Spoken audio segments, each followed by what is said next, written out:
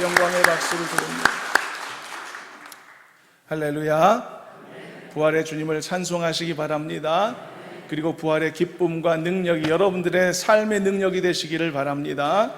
그래서 날마다 살아계신 주님과 동행함을 통하여서 삶의 걱정, 근심이 없는 능력의 삶, 변화의 삶이 여러분들 가운데 더욱 힘있게 이루어질 수 있기를 주님의 이름으로 축원합니다. 자, 믿음의 선포하겠습니다. 나는 주 안에서 항상 행복합니다. 나는 주 안에서 반드시 승리합니다. 그렇게 될 줄 믿습니다. 부활의 아침이 밝았습니다. 나 같은 죄인을 용서하시기 위해서 예수님이 십자가에서 죽으셨습니다. 그리고 나 같은 죄인을 천국 백성 만들기 위해서 예수님이 무덤에서 부활하셨습니다. 무슨 표현으로도 설명할 수 없는 이 놀라운 감격과 기쁨을 갖고서 부활의 새 아침을 감사와 즐거움으로 여는 우리 모두가 되었으면 좋겠습니다. 우리 얼굴은 가까이 하지 않으셔도 되고 고개만 돌리면서 부활을 하심에 대한 축하를 나누겠습니다. 절 따라합니다. 예수님의 부활하심을 축하합시다. 예수님의 부활하심을 찬송합시다. 할렐루야. 하나님 영광 받으실 줄로 믿습니다. 여러분, 인간에게 가장 두려운 것이 뭡니까? 죽음입니다. 사망인 것이죠. 실제로 어떤 것도 이 사망을 이길 수가 없는 것을 봅니다. 사람은 여러분, 죽음을 맞이하면 깨끗이 끝납니다. 생명만 끝나는 게 아니고 모든 관계도 끝나고 모든 활동도 정지되고 모든 노동도 끝납니다. 다 끝납니다. 매달 받던 고령연금도 끝나고 국민연금도 끝나고 입금도 끝나고 다 끝납니다. 사망으로 인해 이 모든 것이 완벽히 끝맺음을 맺습니다. 심지어 여러분, 큰 죄를 지어서 수사를 받는 죄인들도 그 용의자들조차도 그가 사망하게 되면 수사 종결 처리가 됩니다. 모든 게 정지됩니다. 이렇게 사망 앞에서 모든 게 끊어지고 정지되고 소멸됩니다. 사망 앞에 다 굴복당하는 것이죠. 사람이 한번 죽는 것은 정한 이치다라고 성경은 말씀하고 있지 않습니까? 그래서 모두가 다 운명처럼 사실상 받아들이는 이 육신의 죽음 앞에서 누구라도 겸손하게 되고 떨리는 마음을 갖는 것이죠. 이 세상에 살면서 당하는 고난이 아무리 모질다 하더라도 육체의 죽음만큼 더 심한 고난이 있을까요? 죽음 앞에서는 모든 인생이 겸손해집니다. 아무도 죽음에 대해 감히 도전하려 하지 않죠. 그러나 예수께서 사망의 권세를 깨치시고 무덤에서 부활하심으로써 잠자는 자들의 첫 열매가 되신 것입니다. 이것은 사망은 세상의 모든 것들을 다 이기고 굴복시키지만 한 가지만은 굴복시킬 수 없음을 우리에게 가르쳐주고 있습니다. 그것은 바로 생명인 줄로 믿습니다. 생명 앞에서는 사망도 굴복하는 것입니다. 아무리 어둡다고 하더라도 한 줄기 작은 빛이 그 어둠을 몰아내게 되듯이 절대로 사망은 생명을 이길 수 없는 것입니다. 그런데 예수님은 자신을 가리켜 생명이라고 말씀하셨죠. 예수님께서 의심하던 제자 도마에게 이런 말씀하셨습니다. 나는 길이요, 나는 그 진리요, 나는 그 생명이다. 바로 예수님이 스스로 말씀하셨던 것처럼 예수님이 생명으로 부활하심으로 말미암아 사망의 권세를 이기신 것입니다. 안식 후 첫날 예수님의 무덤을 찾은 여인들은 그곳에서 천사들의 음성을 들었었죠. 무덤에서 천사들이 이렇게 말해 주었죠. 어찌하여 산 자를 죽은 자 가운데서 찾느냐? 예수님은 이미 살아계신 자 되었다는 것을 말해주고 있는 것입니다. 생명이신 예수께서는 죽은 자들 가운데 계실 수 없었음을 말해주고 있는 것입니다. 의와 불의가 조화될 수 없는 것이고 빛과 어두움이 공존할 수 없듯이 생명이신 예수님께서는 사망 한가운데 계실 수 없으셨던 것이죠. 요한복음 11장 25, 26절에서는 예수님이 자신에 대해서 이렇게 말씀하셨습니다. 나는 부활이요 나는 생명이니 나를 믿는 자는 죽어도 살겠고 물은 살아서 나를 믿는 자는 영원히 죽지 아니하리라. 예수님은 생명 그 근원이시며 그 자체이신 것입니다. 그리고 이 생명은 반드시 사망을 이겨 승리하는 것입니다. 성경은 말하죠. 오직 그에게만 죽지 아니함이 있다. 또 성경은 말하죠. 그만이 사망과 음부의 열쇠를 갖고 계신다. 또 성경은 말하죠. 오직 그만이 죽음에서 죽은 자들을 해방시켜서 부활케 하시는 자다. 이처럼 여러분, 우리 부활의 주님은 만유를 이기고 승리하신 분인 것을 마음속에 믿으시고 그 부활의 기쁨을 영원토록 오늘처럼 찬양하며 그 부활의 소망과 능력을 여러분들의 삶의 현장에서 마음껏 경험할 수 있는 복된 부활신앙을 가진 성도들이 되시기를 주님의 이름으로 축원합니다. 부활을 믿으시기를 바랍니다. 부활을 찬양하시길 바랍니다. 가장 중요한 것, 부활을 경험하시기를 바랍니다. 이것이 기독교 신앙의 본질입니다. 내가 믿는 이유인 것입니다.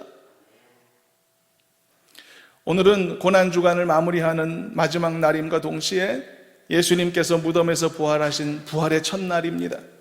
예수님께서 사망의 권세를 깨치시고 무덤에서 일어나서 모든 믿는 자들에게 참된 소망을 주신 이 귀하고 놀라운 날이 부활의 날이죠. 그런데 제가 지금 이렇게 표현했죠. 오늘 특히 이 부활절을 고난주간을 마무리하는 마지막 날이다, 동시에 부활의 첫날이다 라고 언급했는데요. 그 이유는 우리가 지난 고난주간 한 주간에 살펴봤던 것처럼 예수님의 그 부활 사건 이전에 있었던 예수님의 많은 고난과 다양한 고통의 사건과 그 시간들이 단지 그냥 고통 또는 고난이라고 하는 독립적인 사건이 아니고 예수님의 영광된 부활을 위한 필연적인 과정으로서 굉장한 가치와 그 의미가 있었다는 것을 우리가 살펴봤기 때문입니다. 그리고 그 의미를 강조하기 위해서 이렇게 표현한 것입니다. 그 연결성을 강조하기 위해서 말이죠. 그러므로 여러분, 예수님의 고난은 예수님의 부활과 반드시 연결되어 있어야만 하는 것입니다. 따라서 우리는 예수님의 그 고난과 그 고통의 시간들까지도 단지 슬픔이나 아픔의 감정만으로, 다친 개념만으로 받아들이는 것이 아니라 오히려 예수님의 그 고난 받으심조차도 소망 안에서 하나님 앞에 감사할 수 있고 감격할 수 있고 영광을 돌릴 수 있게 되는 것입니다. 고난과 부활은 반드시 연결되어야만 하는 것입니다. 그리고 이것은 오늘날에도 우리 각 개인의 인생사 안에서도 반드시 발견해야 될 놀라운 진리인 것입니다. 그러니까 여러분들 개인적인 삶의 고난이나 고통이 있겠지만 그것도 그 자체로 그 시작과 결말로 마무리되는 독립적이고 단편적 사건이 아니고 하나님께서 여러분들에게 허락하실 더 좋고 더 놀라운 것을 위한 필연적인 은혜의 과정이라는 것, 때로는 훈련의 과정이라는 것, 또는 그것을 담을 그릇을 준비하는 과정으로서의 가치를 우리가 들여다보아야 된다는 것입니다. 그러므로 여러분, 고난 중에서도 믿음을 잃지 마시길 바랍니다. 고난 중에서도 소망을 잃어버리지 마시길 바랍니다. 그것이 부활신앙의 결과입니다. 부활신앙의 열매입니다. 나의 삶의 고통과 하나님이 나에게 주실 승리의 영광을 연결짓지 못한다면, 이 연결에 실패하면 나는 매일매일 그 삶의 고난에 짓눌려 살 수밖에 없지 않겠습니까? 예수님의 고난과 예수님의 부활의 영광을 연결짓지 못한다면, 예수님의 고난당하시는 그 안타까운 장면 앞에서 완전히 공포심과 그 좌절에 압도되어서 무기력해지고 말게 되는 것입니다. 초기의 제자들의 모습처럼 말이죠. 당시에 예수님의 모든 제자들, 수많은 예수님을 따랐던 자들, 그들이 예수님이 한 주간 동안 예루살렘 성 안에서 많은 고초와 어려움을 당하시는 그 모습을 보면서 공포에 휩싸였습니다. 좌절에 헤매일 수밖에 없었단 말이죠. 패닉 상태에 다들 빠졌단 말이죠. 왜겠습니까? 어떤 사람은 슬퍼하고 두려워하였죠. 여인들처럼 말입니다. 어떤 사람은 좌절하며 떠나갔죠. 연약한 추종자들 같은 사람들. 어떤 사람은 손절하고 저주했죠. 베드로 같은 사람들, 어떤 사람은 배신하고 배교했습니다. 가룟 유다 같은 사람들. 이렇게 예수님의 주변의 모든 자들이, 심지어 예수님의 제자들조차도 이 공포와 좌절에서 벗어날 수 없었던 것입니다. 왜 이런 일이 발생했을까? 그것은 그 당시에 어떤 사람도 예수님의 고난과 고통, 그리고 예수님의 부활의 승리와 영광을 연결짓지 못했기 때문입니다. 연결지어 받아들이지 못했기 때문이죠. 그래서 그들은 고난당하시는 예수님의 모습만을 바라보며 함께 좌절하고 포기했던 것이죠. 그러므로 여러분, 연결을 잘 해야 할 줄로 믿습니다. 고난과 승리를 연결할 줄 알아야 되고, 사망과 생명을 연결지을 줄 알아야 되는 것입니다. 억지로 연결하라는 이야기가 아닙니다. 예수님께서 이미 연결시키셨기 때문에 우리도 연결하며 살아야 된다는 뜻입니다. 부활 사건이 고난에, 그리고 죽음에서 생명을 연결시킨 사건이 아니겠습니까? 그리고 이것은 우리도 마찬가지다. 내 인생의 고난과 고통, 그리고 그것을 통과해서 하나님이 나에게 주실 승리와 영광을 연결짓지 못하면 나는 인생의 고통으로 인한 슬픔에서 벗어나기 어렵다는 것입니다. 어떤 죄수가 자기가 죽을 때까지 감옥에서 벗어날 수 없다는 사실을 깨닫게 되면 좌절하죠. 자포자기합니다. 그리고 결국은 그 상태에서 적응하면서 살게 되어 있습니다. 그 적응은 그저 자유를 얻게 되리라는 소망을 포기하면서 얻어지는 것일 뿐이죠. 그래서 고통스럽게 살아가는 것입니다. 소망 없이 갇힌 채로 그렇게 살다 죽어가는 것이죠. 그러나 여러분, 감옥에서 나올 수 있는 길이 있다는 사실을 아는 순간 그 죄수는 소망의 끈을 놓지 않게 되는 것입니다. 그래서 열심히 성실히 모범수로서 살아갈 마음도 생겨나게 되는 것입니다.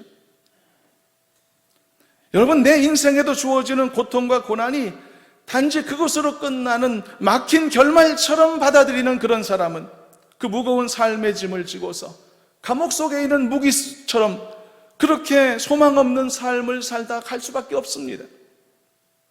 그러나 여러분, 나에게는 믿음의 승리와 부활의 소망이 있다는 사실을 아는 사람은 결코 현재의 고통에 넘어지지 않을 줄로 믿습니다. 여러분들 그런 사람 되시기를 저는 소망합니다. 그래서 우리는 이 부활의 영광을 맞이하면서 우리 자신들에게도 허락하실 이 승리의 기쁨을 바라보게 되는 것입니다. 그리고 우리도 이렇게 인생의 고난 속에서 때로는 무거운 죄의 짐, 또 삶의 무게들을 우리가 감당하며 살고 있는 중에도 소망 중에 기뻐할 수 있는 이유, 그것은 예수 그리스도가 죽음을 이기시고 무덤에서 부활하셨기 때문이라는 것을 알아야 한다는 것입니다. 이것이 부활신앙이 내 삶을 변화시키는 방식인 것입니다. 부활신앙의 열매를 거두시길 바랍니다. 이 부활 사건은 예수님께서 자신의 고난과 이후의 영광을 연결시키셨다고 했습니다. 그래서 부활하신 예수님이 부활의 첫 열매시다라고 말씀하는 것입니다. 그래서 예수님의 부활하심이 우리에게도 커다란 승리며 기쁨이 된다고 말씀하는 것입니다. 왜냐하면 우리도 이 땅에서의 고난이 끝이 아니라 나에게도 영원한 생명, 그리고 부활의 승리가 있음을 우리가 알게 되었기 때문입니다. 그래서 여러분, 이 부활의 승리와 영광이 반드시 나에게 주어질 것임을 알았기에 우리는 이 땅에서 믿음의 길을 걸을 때도 더 담대할 수 있게 되며, 혹시 삶에서 고통이나 어려움을 만나더라도 놀라지 않을 수 있고 여유로울 수 있으며, 그것 때문에 넘어지거나 포기하지 않을 수 있는 것입니다. 이런 담대한 성도들이 되시기를 저는 소망하는 것입니다. 이 사실을 설교자는 10번이라도 힘주어 반복할 수 있습니다. 너무 중요한 열매이기 때문에. 여러분, 부활신앙은 예수님의 부활하심을 아는 것에 그치는 것이 아니고, 예수님이 그 기적같이 죽음에서 무덤에서 일어나 부활하셨다는 사실을 인정하는 것에 그치는 것이 아니고, 그 귀한 신앙의 열매가 나의 삶에도 연결될 때 부활신앙이 이루어지는 것입니다. 이런 열매 맺는 부활신앙인들이 되시기를 저는 소망하는 것입니다. 인생의 고난을 만났다고 해서 어떤 여인들처럼 슬퍼하거나 두려워하지 않을 수 있고, 어떤 제자들처럼 좌절하거나 떠나가지 않을 수 있고, 베드로처럼 손절하거나 저주하지 않을 수 있고, 가룟 유다처럼 배신하거나 배교하지 않을 수 있는 것이죠. 이것이 이 시간에 우리가 이 예배와 이 찬미를 통해 부활하신 예수님을 찬송하는 근원적인 이유인 것입니다. 부활하신 예수님을 찬양하는 성도 되시길 바랍니다. 고난과 죽음으로 그치지 않으시고 이 고난과 죽음을 생명과 승리로 연결시켜 주신 이 놀라운 부활 사건을 진심으로 기뻐하며 참여하며 그 신앙의 열매를 거두며 살아가는 우리가 되시기를 간절히 소망합니다. 그래서 예수님의 부활하심을 축하하고 기뻐하면은 이 의미가 더 있다라는 것을 절대 잊지 마시길 바랍니다. 반복했듯이 이 부활신앙의 원리는 나에게도 투영되어야 한다. 이것이 열매니까요. 열매를 거두어야 하지 않겠습니까? 나의 신앙에 열매가 없으면 안 되지 않겠습니까? 예수님이 부활하셨다는 사실 자체에도 기쁨이 있겠고 찬송의 이유가 되겠지만, 또 하나는 이로 말미암아 나에게 주어질 죄 용서, 구원, 영원한 생명, 부활에도 우리가 기뻐해야 되지 않겠습니까? 친구의 결혼식에 가서 축하하는 일도 있죠. 그런 일은 완벽하게 상대방을 위한 축하 행위인 것이죠. 내가 결혼한 건 아니니까. 친구 아이의 돌잔치에 가서 축하하는 것, 그것도 완벽하게 상대방을 위한 축하의 행위입니다. 내가 아이 낳은 건 아니니까요.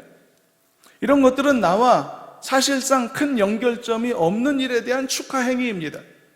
물론 상대방을 축복하는 행위 자체에 기쁨과 보람이 있는 것은 당연하죠. 그러나 이런 축하와 기쁨은 일방적인 면만 있기 때문에 나에게까지 전달되는 기쁨과 보람은 사실상 거의 없다고 봐야 합니다. 그러나 반면에 상대방의 기쁨이 나의 기쁨과 강하게 연결되는 경우도 있습니다. 그럴 때는 두 가지 의미로 모두 기뻐할 수 있게 되는 것이죠. 2018년에 자카르타 아시안 게임에 있었던 국가대표 축구 결승전이 있었습니다. 일본과의 결승전이었었죠. 연장전까지 가는 접전 끝에 우리나라가 2대0으로 승리를 거두고 금메달을 땄었습니다. 그야말로 모든 선수들이 미친 듯이 경기장에 뛰어나와 기쁨에 취해 어쩔 줄 몰라 하는 장면을 연출했었죠. 손흥민도 얼마나 기뻐하든지. 그런데 경기를 뛰었던 그 11명의 선수들뿐만 아니라 경기에 나서지 않았던 많은 후보 선수들까지 모두가 자신이 마치 골을 넣어 이긴 것처럼 너무나 진심으로 내일처럼 기뻐하는 모습을 보여주었습니다. 여러분 왠지 아십니까? 단지 한 팀이라서요? 정말 그것뿐이었을까요? 여러분, 아시안 게임에서 은메달을 따면 군 면제 혜택이 없습니다. 그런데 금메달 따면 엔트리에 들어있는 모든 선수들에게 군 면제 혜택이 주어지는 것이죠. 그러니까 왜 후보 선수들이 자기 일처럼 함께 기뻐했는지 이해가 되시지 않습니까? 내가 경기에 출전하고 하지 않고는 두 번째 문제입니다. 중요한 건 우리 팀이 이겼다는 것이죠. 우리 팀이 금메달 땄다는 것이죠. 그래서 후보 선수인 나도 군대 안 갈 수 있게 됐다는 거죠. 이 감동적인 부활 사건의 군면제 사례를 예화로 들어서 조금 그렇습니다만, 예수님께서 부활하신 것을 우리가 이 시간에 기뻐하고 찬송하는 것은 친구 결혼식 참석한 기쁨 같은 게 아니라고 말씀하는 것입니다. 남의 일 축하하는 것 같은 일이 아니라는 것을 말씀하는 것입니다. 비록 내가 골을 넣어서 우승한 건 아니지만 우리 팀이 우승해서 나에게도 상금이 주어지고 나에게도 군면제가 주어지는 것을 알았기에 그 기쁨은 나를 향한 기쁨이 되기도 하고 그 축하는 나를 향한 축하의 의미도 있다는 것을 말씀하는 것입니다. 그렇다면 우리가 이것을 어떻게 확신할 수 있나요? 고린도전서 15장 20절을 한번 참고해 보겠습니다. 같이 한번 읽어보도록 합니다. 그러나 이제 그리스도께서 죽은 자 가운데서 다시 살아나사 잠자는 자들의 첫 열매가 되셨도다. 첫 열매가 되셨도다. 예수님의 부활 사건은 첫 열매 사건입니다. 이 말은 예수님의 부활 사건은 단회적으로 끝나는 사건이 아님을 의미하고 있는 것이죠. 예수님의 이 부활의 첫 열매는 이후에 수많은 믿는 자들을 통해 엄청나게 많은 또 다른 열매들로서 나타나게 되리라는 사실을 암시하고 있는 것입니다. 그리고 그 놀라운 다음 열매들 중에 하나가 바로 나에게도 은혜로 주어진 것이죠. 할렐루야. 그들의 금메달은 주전 선수들이 뛴 금메달이지만 후보 선수인 나의 금메달이기도 했듯이, 이 놀라운 부활 사건은 예수의 부활 사건이기지만 다음 열매로, 다음 순서로 나에게도 주어질 나의 부활이기도 한 것입니다. 믿어야 할 줄로 믿습니다. 구주 예수 부활하사 처음 열매 되셨네. 구주 예수 부활하사 처음 열매 되셨네. 믿으시길 바랍니다. 예수님은 처음 열매입니다. 부활 생명 되시니 할렐루야.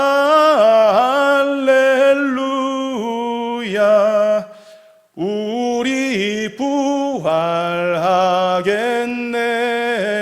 할렐루야.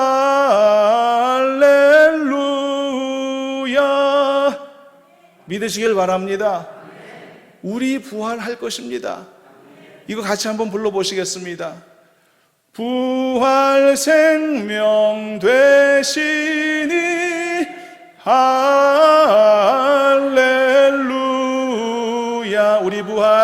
우리 부활하겠네.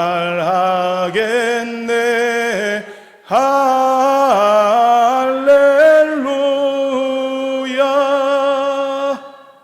아멘. 우리가 부활할 것입니다. 우리는 다음 열매 될 것입니다. 부활의 기쁨이 어떤 성격의 기쁨인지를 알아야 합니다. 어떤 의미로 찬송하고 감사하는지를 더 깊이 알아야 되는 것입니다. 부활에 참여하는 우리가 되어야 할 줄로 믿습니다. 성도들은 부활을 믿고 있다고 하지만 겉으로는 잘 드러내지 않으려 하죠. 그리고 자주 말하고 싶지도 않습니다. 왜냐하면 부활을 주장하는 것이 세상 사람들 앞에 얼마나 걸치는 일이 된다는 것을 경험으로 알기 때문이죠. 그러나 여러분, 이 부활 사건이 이제 나에게도 어떤 놀라운 의미인지를 알았다면 이제 나는 이것을 얼마든지 기뻐하고 더 크게 송축하며 더 힘있게 선포하지 않을 수 없는 것입니다. 오늘 본문 말씀을 보면 제일 먼저 이 비어있는 예수님의 무덤을 본 사람들, 막달라 마리와 그리고 다른 몇몇 여인들이 있었죠. 이들이 비어있는 무덤을 보며 당황해서 어쩔 줄 몰라 했을 때 천사들이 나타나 이렇게 말합니다. 본문 5절 6절을 읽어봅니다. 함께 읽어봅니다. 천사가 여자들에게 말하여 이르되 너희는 무서워하지 말라. 십자가에 못 박히신 예수를 너희가 찾는 줄을 내가 아노라. 그가 여기 계시지 않고 그가 말씀하신 대로 살아나셨느니라. 와서 그가 누우셨던 것을 보라. 그리고 처음으로 예수님의 부활을 목격하게 된 그 여인들에게 중요한 사명이 부여됩니다. 그것은 예수님의 부활을 증거하고 전하라는 사명입니다. 7절을 읽어보겠습니다. 본문 7절입니다. 읽어봅니다. 또 빨리 가서 그의 제자들에게 이르되 그가 죽은 자 가운데서 살아나셨고 너희보다 먼저 갈릴리로 가시나니 거기서 너희가 배우리라 하라. 보라, 내가 너희에게 일렀느니라 하거늘. 너희는 빨리 가서 제자들에게 알려야 된다. 이처럼 우리 모두는 예수 부활을 증거하는 중요한 성도의 사명을 가진 자들인 것이죠. 그렇다면 우리가 이 귀중한 사명을 잘 감당하기 위해 우리에게 필요한 게 뭐겠습니까? 무엇보다도 부활의 의미를 깊이 알고 선포해야 되는 것입니다. 부활은 예수님께서 하나님의 아들심을 증명한 사건입니다. 이것이 부활 사건이 주는 가장 중요한 의미 중에 하나이죠. 로마서 1장 4절은 이렇게 증거합니다. 함께 또 읽어보겠습니다. 합독합니다. 성결의 영으로는 죽은 자들 가운데서 부활하사 능력으로 하나님의 아들로 선포되셨으니 곧 우리 주 예수 그리스도시니라. 하나님의 아들로 선포되셨습니다. 그러므로 우리는 알아야 됩니다. 예수의 부활을 우리가 선포하는 것은 예수님이 보여주신 어떤 놀라운 기적 중에 대단한 한 가지를 알려주는 단순한 의미가 아닌 것입니다. 예수님이 죽은 자 가운데 부활하셨습니다라고 선포하는 것은 곧 예수는 하나님의 독생하신 아들이시며 우리의 구세주이십니다 라고 말하는 것과 같은 것입니다. 그러므로 예수님의 부활을 말하는 것은 곧 우리의 신앙을 고백하는 동일한 행위의 의미가 있는 것입니다. 여러분, 신앙 고백자가 되어야 하지 않겠습니까? 반대로 예수님의 부활을 믿지 못하면 우리의 신앙을 고백할 수 없는 것과 같은 것입니다. 고린도전서 15장 말씀 보면 사도 바울이 예수님의 부활에 대해서 깊은 신학적 차원의 접근을 하는 말씀을 볼 수 있습니다. 부활에 대해 가장 많은 것을 말해주고 있는 것이 고린도전서 15장입니다. 그런데 그 말씀 중에 보면 부활에 대해서 심오한 신학적 설명을 바울이 시작하다가 갑자기 분에 북받쳐 감정적으로 발언한 부분들이 나오게 됩니다. 그것이 고린도전서 15장 12절 말씀인데요. 이 부분을 마지막으로 살펴보고 말씀을 정리해 보도록 하겠습니다. 함께 한번 읽어보겠습니다. 읽어봅니다. 그리스도께서 죽은 자 가운데서 다시 살아나셨다 전파되었거늘 너희 중에서 어떤 사람들은 어찌하여 죽은 자 가운데서 부활이 없다 하느냐? 왜 부활이 안 된다 하느냐? 왜 부활을 못 믿느냐? 고린도 교회의 어떤 성도들 중에는 예수는 믿는데 예수님의 부활은 못 믿겠다는 사람들이 있었습니다. 연약한 믿음을 가진 성도들이었죠. 바울은 지금 너무나 가슴이 답답해서 예수님의 부활하심을 신학적으로 그 당위성을 설명하다가 이렇게 자기 안에 있는 감정이 터져 나왔던 겁니다. 예수님의 부활이 과연 어떤 의미였는가?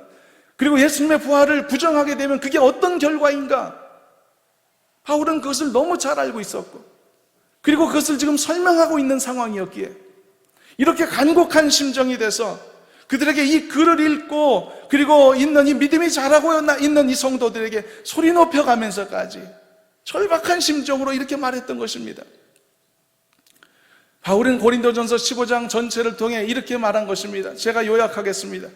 이 사람들아, 예수님이 성경대로 사흘 만에 다시 살아나셨다는 이 사실은 우리 중에서도 그것을 목격한 증인들이 많으니 의심할 일이 아닌 것이다. 너희들이 잘 아는 베드로 사도, 그리고 12명의 제자들, 그들도 예수님을 보았고, 그리고 500여 명이나 되는 형제들이 있던 곳에서 부활하신 예수님께서 자신을 나타내신 적도 있지 않느냐? 시간이 많이 흘러 지금은 죽은 사람도 있지만 그때 부활하신 예수님을 두 눈으로 똑똑히 목격했던 사람들이 지금도 너희들 주변에 태반이나 살아있지 않느냐? 그런데 어찌하여 너희들 중에 사람의 부활을 아직도 믿지 못하는 자가 있느냐? 그것을 믿지 못한다는 게 무슨 의미인지 아는가? 죽은 자의 부활이 없다고 주장하면 그는 예수님의 부활을 부정하는 것이지 않는가? 죽은 자의 부활이 없으면 어떻게 예수님이 부활하시겠는가? 그렇기 때문에 예수님의 부활하심을 부정한다는 것은 우리의 믿음을 부정하는 것이다. 결과적으로 예수님의 부활이 사실이 아니면 우리의 믿음도 허상이고 우리가 전하는 복음도 허상이고 우리는 거짓말쟁이가 될 것이다. 그리고 가장 중대한 문제는 부활이 없으면 나나 너희들이나 여전히 죄 가운데 남아있을 수밖에 없는 것이다. 내 말을 귀 기울여라. 그리스도 안에서 우리가 바라는 것이 단지 이 세상의 행복뿐이라면 우리가 이 세상에서 가장 불쌍한 자가 아닌가? 이 세상에서 가장 불쌍해 보이고 불행해 보이는 그런 인생으로 치자면 나도 손꼽을 만한 사람이다. 내가 복음을 전하다가 죽을 고비를 얼마나 많이 넘겼고 얼마나 많이 수모를 당했으며 매를 맞았는가? 나도 고통의 생을 살아오지 않았는가? 그러나 이제 그리스도께서 죽은 자들 가운데 다시 살아나셔서 잠자는 자들의 첫 열매가 되셨느니라. 그러므로 우리 같은 성도들도 부활의 다음 열매를 맺게 될 것이다. 그러니 고린도 교회의 성도들이여, 예수님의 부활을 믿는 것과 그것을 믿지 않는 것이 무엇을 의미하는지 알겠는가? 내가 이렇게 너희들을 위해 애타게 기도하고 너희들에게 이것을 알게 하려고 설명하는 이유를 알겠는가? 고린도전서 15장 말씀은 이 바울의 간절한 마음을 담은 편지인 것입니다. 이미 우리는 오늘 말씀을 통해서 예수님의 부활의 기쁨이 나의 기쁨과 연결되는 것인지 어떻게 연결되어야 하는지를 이미 살펴보았습니다. 우리 연결 잘하기로 결단하지 않았습니까? 사망과 생명을 연결해야 됩니다. 고난과 승리를 연결해야 됩니다. 예수님의 부활 사건이 그것을 연결시켜 주신 사건입니다. 이미 우리가 봤지 않습니까? 그래서 예수님의 부활의 첫 열매가 되셨으며 예수님을 믿고 영접한 우리는 그 다음 열매들이 되는 것이라고 말이죠. 그러므로 예수님의 부활로 인한 이 기쁨은 나에 대한 기쁨이기도 하며 그 축하는 오히려 나에게도 전달되는 축하이기도 한 것입니다. 그래서 다 의미가 있어서 우리가 아까 인사 나눈 것입니다. 예수님의 부활을 축하합시다. 우리 서로 축하할 만한 일이기도 한 것입니다. 말씀을 맺겠습니다. 사랑하는 대일교회 모든 성도 여러분, 예수님의 부활을 소리 높여 찬양하시기를 바라고 부활하신 예수님을 삶에서 더 많이 증거하는 성도가 되시기를 주님의 이름으로 축원합니다. 그래서 부활의 능력이 여러분들의 능력이 될 수 있기를 바랍니다. 살아있는 부활신앙의 소유자들이 되시길 바랍니다. 명목상의 부활신앙이 아니라 부활신앙의 열매를 거두는 그런 생생한 하나님의 은혜가 넘치는 여러분 되시길 바랍니다. 그래서 마음껏 예수님의 부활하심을 찬양하고 노래함으로써 여러분들의 신앙을 더 강력하게 고백하며 사시길 바라고 아울러 세상을 향해서는 예수께서 부활하셨다라고 힘있게 선포할 수 있는 멋진 성도의 삶이 되시기를 주님의 이름으로 축원합니다. 하나님 감사합니다. 부활의 기쁨을 우리에게도 전달해 주셔서 감사합니다. 이것을 깨닫게 하시고 듣게 하시며 선포하게 하시고 감사케 하시니 너무나 감사드립니다. 하나님 아버지, 이 부활신앙이 우리 삶 가운데 이제 각각 열매 맺기를 원합니다. 구원의 소망, 생명의 소망이 항상 가득하게 하여 주시옵시고 삶의 어려움도 얼마든지 이기고 승리할 수 있는 소망으로 가득 채워 주시옵소서. 이 열매로 가득한 우리 되기를 원하오며 살아 역사하시는 예수님의 이름으로 기도드리옵나이다. 아멘.